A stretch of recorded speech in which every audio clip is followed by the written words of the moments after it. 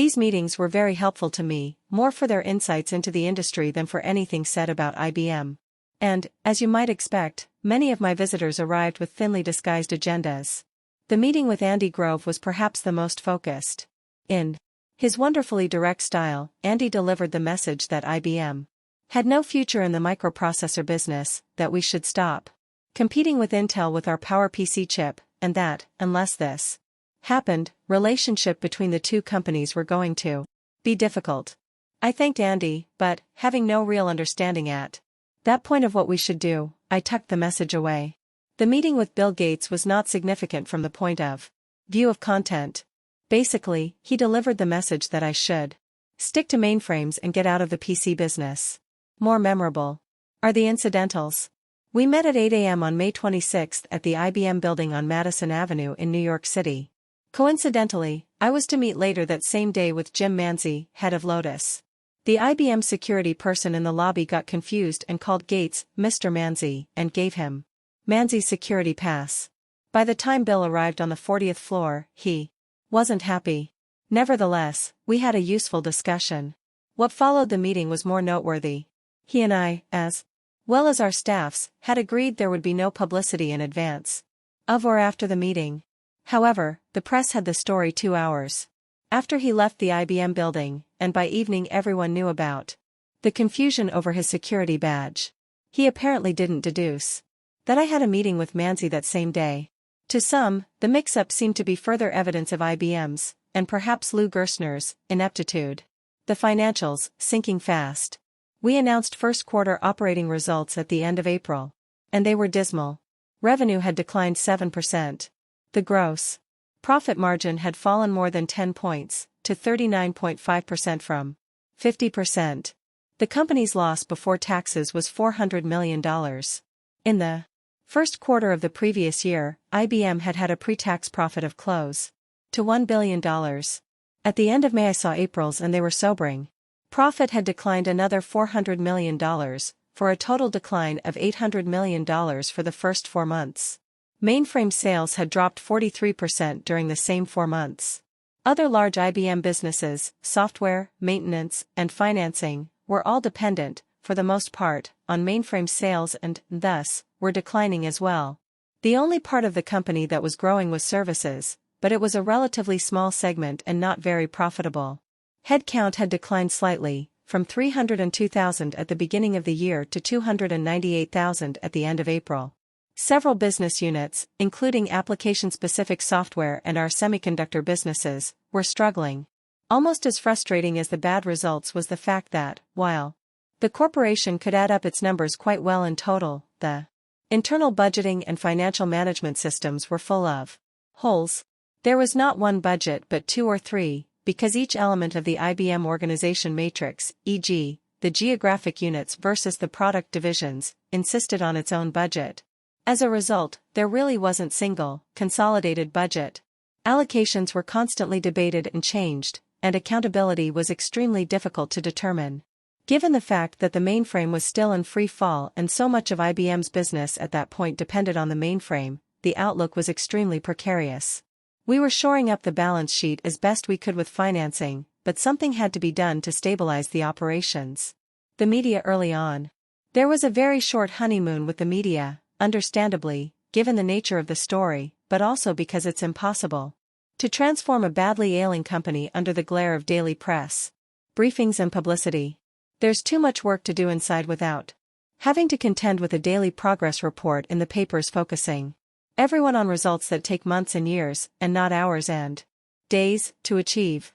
A reporter from the Associated Press wanted to follow me around all day my first day. USA Today said it was working on graphics for a daily progress chart. We said, no, thank you. We're going dark for a bit while we assess the task at hand. That was not a popular way to answer reporters who were used to writing daily stories about the problems at IBM. I brought with me to IBM from the first day my communications executive, David Callis. David had been with me for many years, going back to American Express in the 1980s. He was, in my opinion, the best public relations executive in America. He was also the first true PR professional in IBM's history to hold the top communications job. For decades the position had been a rotation slot for sales executives being groomed for other top jobs. He inherited a shambles at IBM. There were some talented people, but the communications department was staffed for the most part with well-meaning but untrained employees. However, even if they had all been professionals, it would have been impossible for them to perform, given the foxhole mentality that permeated the company in 1993.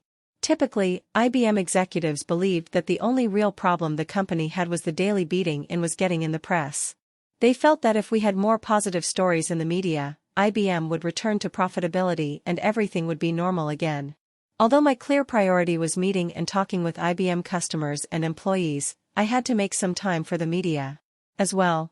Pressure was almost overwhelming. During the first months, on any given day there were more than 65 standing requests for Gerstner interviews from the major media. If requests from local newspapers and computer industry press were factored in, the demand was in the hundreds. If one included international demand, and so on. I did what I could on a tight schedule. I conducted individual interviews with the New York Times, the Wall Street Journal, Business Week, Fortune, USA Today, and the Financial Times. But, the media let us know, loudly and frequently, that just wasn't enough. More than anything else, I wanted time, but I knew I didn't have a lot of it. Pressure was building, in the media, on the street, and with shareholders. A lot had been done, but I knew I would have to go public, and do it soon, with my plans to fix IBM. 6. Stop the bleeding, and hold the vision. By July 1993, the pressure to act, and to act in a comprehensive manner, was acute. The financials were ominous. Employees wanted their new leader to do something, anything, to give them a sense of direction. The media, typically, were losing patience. Not that I've ever felt the media had any particularly noteworthy insights into what was going on in IBM, but given the fragility of the company at that time, their stories, right or wrong, could have had a devastating impact on customer attitudes. On July 14, USA Today celebrated my 100th day on the job in a long cover story. This was the story's lead. IBM stockholders and customers might have hoped for miracles in Louis Gerstner's first 100 days as IBM CEO. But that honeymoon period ended Friday, with no major organizational overhauls or strategic moves. Clearly he is not a miracle worker, computer analyst Ulrich Wahl says. IBM stock, down 6% since Gerstner took over, has done nothing because he's done nothing, says computer analyst David Wu at SG Warburg. Although I thought I had already done a lot, it was clearly time to make some major decisions and go public with them. And after all the customer and employee and industry meetings, as well as weekend and air travel reflection, I was indeed ready to make 4 critical decisions. Keep the company together. Change our fundamental economic model. Re-engineer how we did business. Sell underproductive assets in order to raise cash. And, I decided I would not disclose any of the other strategic initiatives that were forming in my head during the summer of 1993. Keep the company together. I can't tell you exactly when I decided to keep IBM together, nor do I remember a formal announcement. I had always talked about our size and breadth as a distinct competitive advantage. However, I do know that it wasn't a particularly difficult decision for me. Here's why. When the computer industry first appeared on the world stage, its model was to deliver to customers a total, integrated package. When a company bought a computer, it came with all the basic technologies, like microprocessors and storage, incorporated into a system, all the software loaded onto the hardware, all the services to install and maintain the system were bundled into the pricing. The customer basically purchased a total system and had it installed for a single price.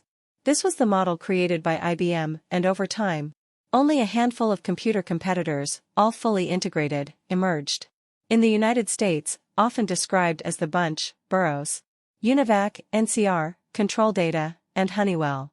The same model emerged in Japan and, to a lesser extent, in Europe. In the mid-1980s a new model started to appear. It argued that vertical integration was no longer the way to go.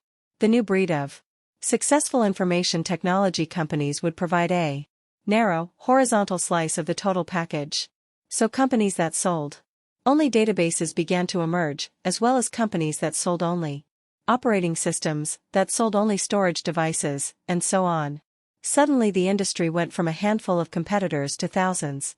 And then tens of thousands, many of which sold a single, tiny piece of a computer solution.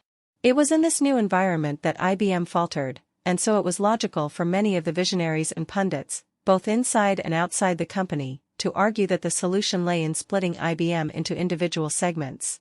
This conclusion, however, appeared to me to be a knee-jerk reaction to what new competitors were doing without understanding what created fragmentation in the industry.